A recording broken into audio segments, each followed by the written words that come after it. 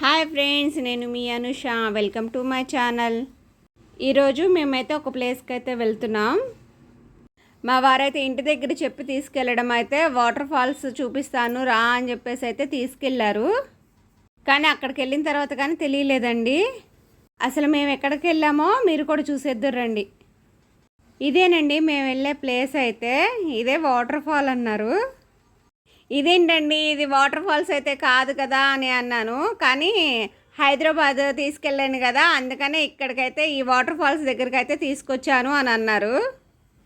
ఈ వాటర్ అన్నీ కూడా ఎర్రగా ఉన్నాయండి. వాటర్ కూడా మనం వానలు వస్తున్నాయి కదా, వానలకి ఇవి బాగా ఎర్రగా అయితే వస్తున్నాయి వాటరు. కానీ ఇటు సౌండ్ ఉంటే కనుక నాకు చాలా భయం అనిపించింది. పెద్ద ఫ్లోటింగ్ ఏమి లేకపోయినా కానీ సౌండ్ అయితే ఇక్కడ బాగా వస్తుందండి.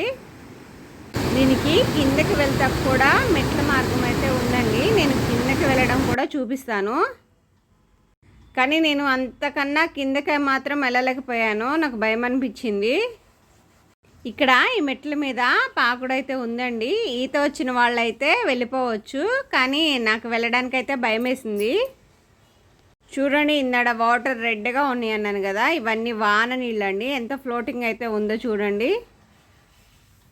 ఇక్కడ కనిపిస్తుంది కదండి కొండ. ఆ కొండ పైన అయితే 3 టెంపుల్స్ ఉన్నాయి. నేను వెళ్ళినప్పుడైతే వీడియో తీస్తాను. నరసింహస్వామి శివాలయము, అమ్మవారి టెంపుల్స్ అయితే ఉంటాయండి.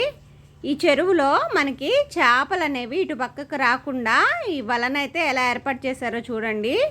ఇలా మొత్తం కూడా ఉందండి చేపలకి. ఇవి ఆ చెరువులోనే ఆగిపోవడానికి చేపలు అనేవి ఇటు ఫ్లోటింగ్ దగ్గరికి రాకుండా ఉండడానికి ఇలా వలన అయితే ఏర్పాటు చేస్తారు. ఇవి చెరువు మొత్తం ఉందండి. Thank you for watching.